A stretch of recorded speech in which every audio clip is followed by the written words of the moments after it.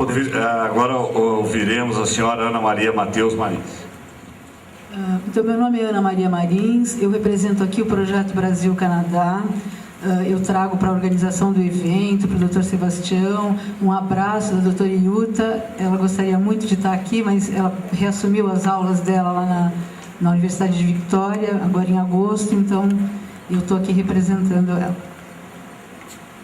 Bom, então, o projeto de gestão participativa e sustentável de resíduos sólidos, ou coleta seletiva Brasil-Canadá, eu estou na frente, vocês conseguem ver? Tá. É um projeto de extensão universitária, desenvolvido através de um termo de cooperação entre a Faculdade de Educação da USP, de São Paulo, e a Universidade de Victoria. Bom, então, gestão participativa e sustentável de resíduos sólidos, o que o projeto entende o que é? É a construção coletiva de um modelo de gerenciamento dos resíduos sólidos com a adoção de práticas de redução, reuso e reciclagem. E aqui eu fico muito feliz de acabar de ouvir a apresentação de São Carlos e ver que essa preocupação com a redução está inserida no programa público deles. Isso é fundamental, é muito importante. Bom, também a gestão participativa e sustentável de resíduos envolve a inclusão dos grupos organizados, as cooperativas ou associações de catadores, e ela está baseada nos princípios da economia solidária, na sustentabilidade ambiental, na equidade social e na valorização e fortalecimento dos catadores e catadoras. O projeto Coleta Seletiva Brasil-Canadá tem os objetivos de aprimorar a organização de catadores e catadoras, fortalecer as redes nos municípios da região metropolitana de São Paulo, capacitar os catadores e catadoras para melhorar a segurança da coleta, da separação, do armazenamento e comercialização dos materiais recicláveis. Também tem como objetivo fomentar a comercialização em redes de associações e cooperativas de resíduos sólidos, promover a discussão junto aos governos, promover o diálogo entre a sociedade local, as cooperativas e os governos, e melhorar a qualidade ambiental das cidades na direção da sustentabilidade socioambiental. Pode mudar?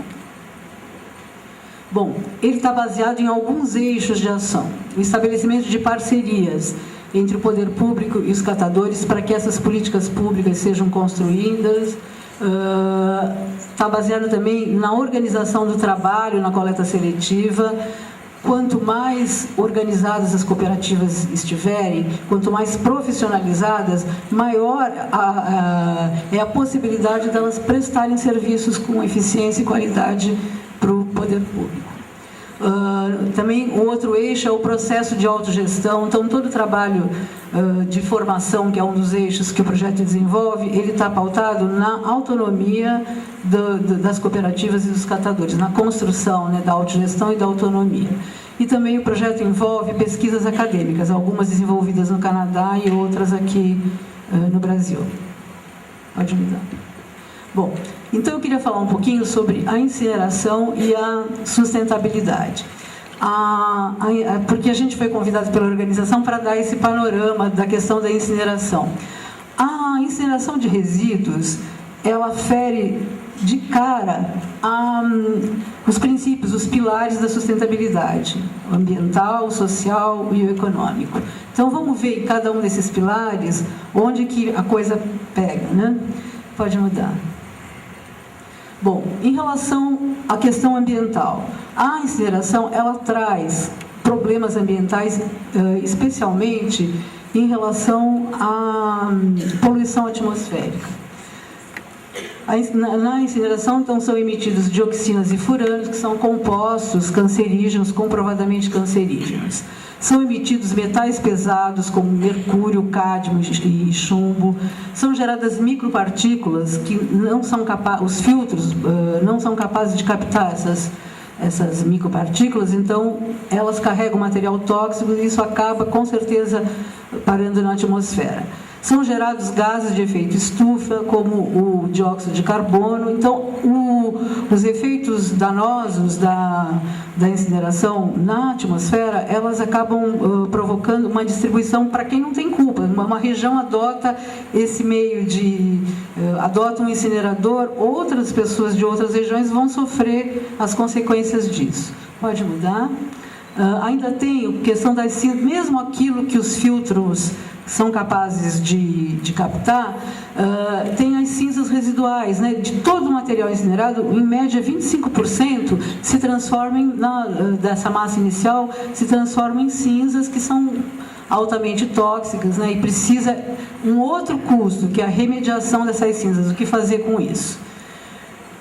Bom, e a gente, então, no caso do Brasil, então, essa matriz energética de termoelétricas, ela é eminentemente suja, é poluente, é nociva à saúde, danosa ao meio ambiente, e no Brasil tem outras fontes, né, de energia limpa, então ela não se justifica.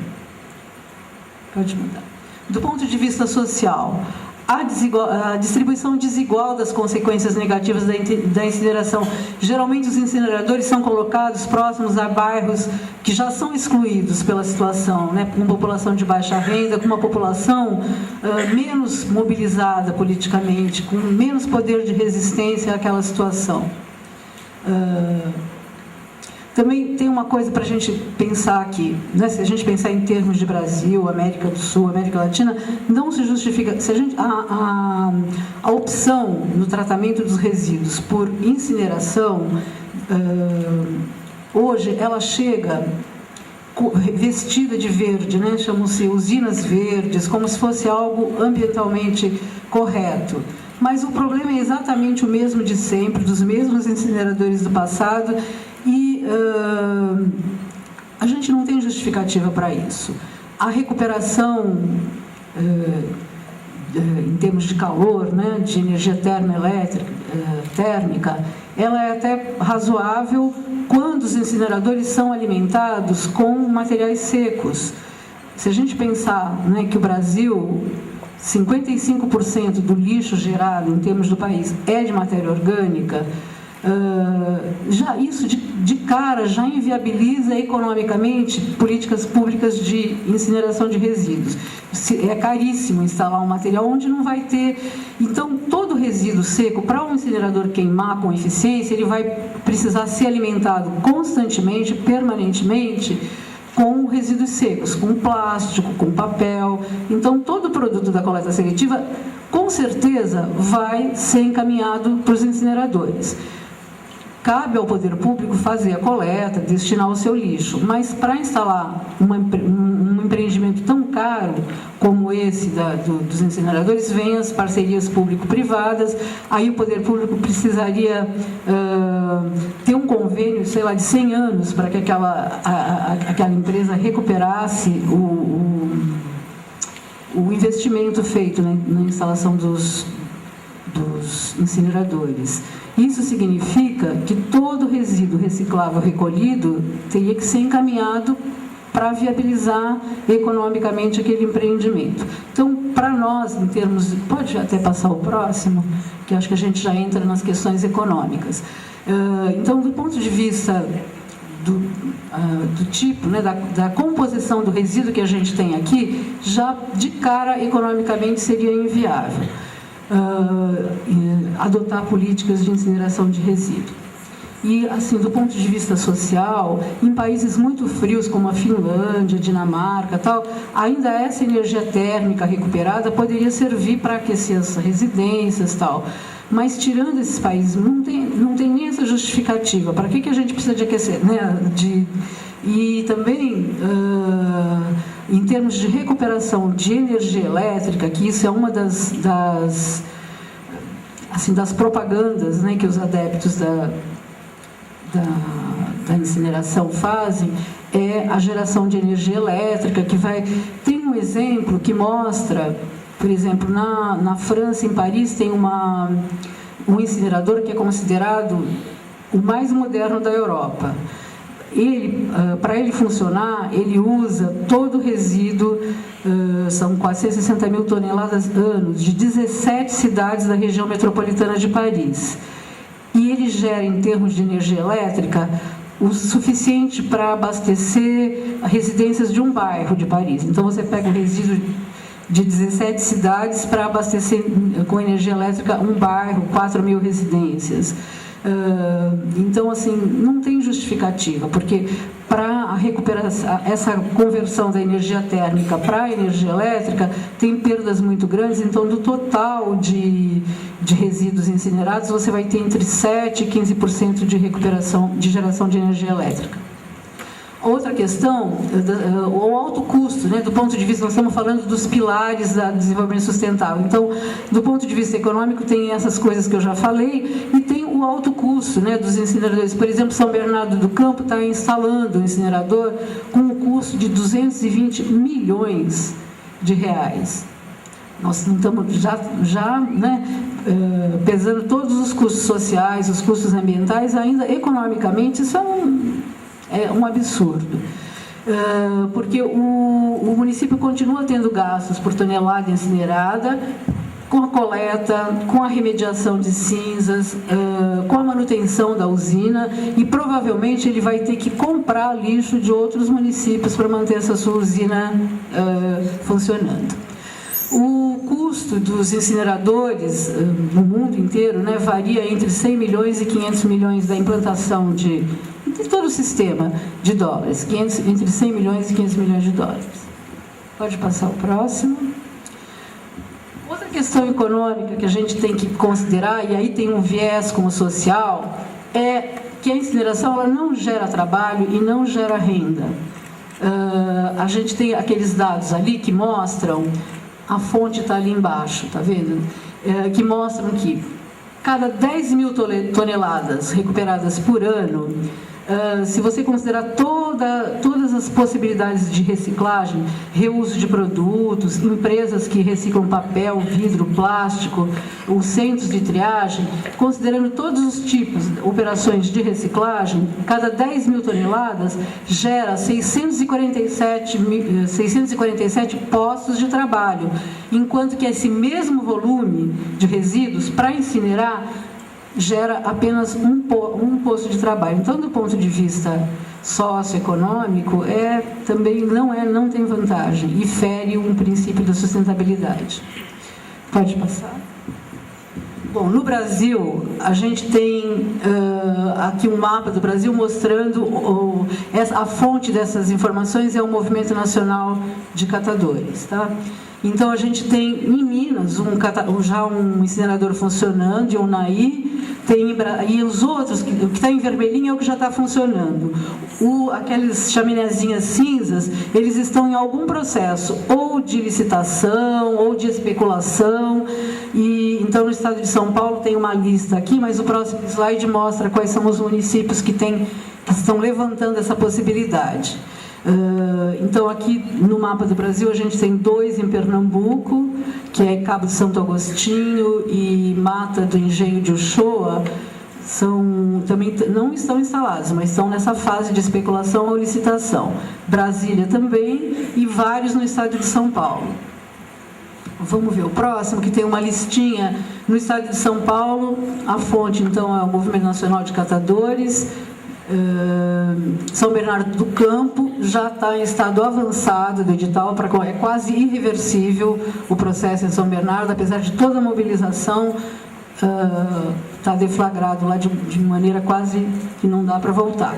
São José dos Campos tem um estado avançado de consulta pública, Lorena avançado com edital, Barueri avançado com edital fechado, mas não temos informações mais recentes, Ferraz de Vasconcelos também avançado com edital, a ação do Comitê do Tietê e o Movimento Nacional de Catadores sugeriu cancelar o edital, mas também a gente não tem atualização disso. A CIS tem um avançado edital aberto, São Sebastião em estudo, Caraguatatuba em especulação, Taubaté em estudo, Canas em estudo, Tietê especulação, Leme especulação, Araraquara especulação, Ribeirão Preto especulação. Essa mobilização que está acontecendo aqui pelo segundo ano tem conseguido segurar. E hoje eu fiquei bem contente com a fala da prefeita de que o novo contrato amplia a coleta seletiva, embora a gente não pode esquecer que isso não inviabilize instalar um incinerador, porque o que você vai fazer é pega todo aquele que foi recolhido na coleta seletiva e encaminha.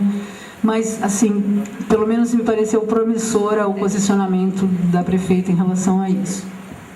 Em relação a não ter um trabalho dessa natureza, embora ela não tenha declarado isso, né, com essas palavras. No Brasil, né, porque essa questão da incineração, ela é uma questão que tem a vertente dos favoráveis, né, e a vertente da resistência, da mobilização contra. Por que os prefeitos, enfim, os administradores, os gestores públicos, eles estão tão afeitos, né, eles estão a buscar essa solução? Então, eu acho que tem muitas explicações, mas acho que o que pode resumir essa tendência a buscar isso é esse imediatismo em dar um destino equivocado aos resíduos, é uma falta de reflexão e até de análise dos números e dos dados que a gente da experiência internacional. Então, acho que é isso que leva. Mas, por outro lado, a gente tem a nova legislação brasileira, que eu não vou falar, porque o Paulo acabou de falar da lei de saneamento e da lei que institui a Política Nacional de Resíduos Sólidos. Ele falou com muita clareza quanto que isso facilita os programas de coleta seletiva com inclusão de catadores, como que essas leis vêm organizar esse setor da vida pública brasileira. Por outro lado, a crescente preocupação da sociedade com meios mais sustentáveis de manutenção da vida e com os impactos que essas tecnologias sujas trazem, né? Outra coisa, então isso tem gerado uma mobilização da sociedade para debater esses impactos e buscar soluções em relação a resíduos sólidos que contemple o desenvolvimento sustentável, que contemple, que coloque os ganhos sociais, ambientais e econômicos de uma maneira equilibrada. Pode mudar? Ecologicamente mais importante, antes de você perguntar o que fazer com o lixo, a pergunta é: esse lixo precisava ter aparecido? Ele precisava. Então, os programas de gerenciamento de resíduos, eles não podem perder de vista a redução, tá? A redução da geração de resíduo. Então, qualquer que seja, né, os programas de gestão integrada, eles têm que pensar na educação ambiental, eles têm que pensar em várias vertentes que vão levar ao sucesso do programa, mas ele tem que ser pautado por essa questão, redução da geração de resíduos. Por isso que eu encerro a minha apresentação com essa fala do Tião, antes dele ser famoso. Como ele A Ana Maria Ielmancini, pelos esclarecimentos, e eu penso que já ficou bastante claro os efeitos e as consequências da opção pela incineração, pelas usinas de incineração. Mas